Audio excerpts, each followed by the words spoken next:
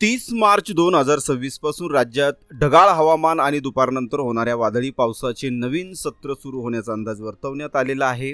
30 मार्च रोजी प्रामुख्याने खानदेश, मराठवाडा, पश्चिम विदर्भ तसेच मध्य महाराष्ट्रातील घाट परिसरातील जिल्ह्यांमध्ये विजांचा कडकडाट, वादळी वारे, पाऊस आणि काही ठिकाणी गारपिटीची शक्यता आहे।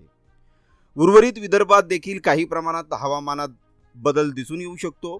30 मार्चच्या तुलनेत 31 मार्च रोजी एकंदरीत वादळी पावसाचे प्रमाण कमी होण्याची शक्यता आहे। मात्र या भागांमध्ये काही प्रमाणात अस्थिर हवामान आणि वादळी पाऊस पडू शकतो। त्यानंतर 1 ते 4 एप्रिल दरम्यान वादळी पावसाचे प्रमाण वाढण्याचा प्राथमिक अंदाज आहे। त्यामुळे या कालावधीत मध्य महाराष्ट्र, खानदेश, मराठवाडा आणि विदर्भातील ठिकठिकाणी आभाळी हवामान, दुपारनंतरचा वादळी पाऊस आणि काही ठिकाणी गारपीट होण्याची शक्यता नाकारता येत नाही। शेतकऱ्यांनी पुढील काही दिवस हवामानाच्या या स्थितीनुसार शेतीची कामे नियोजित करावीत। सध्या रब्बी पिकांची काढणी सुरू असल्याने काढणी केलेली पिके सुरक्षित ठिकाणी साठवून ठेवावीत किंवा झाकून ठेवण्याची व्यवस्था करावी।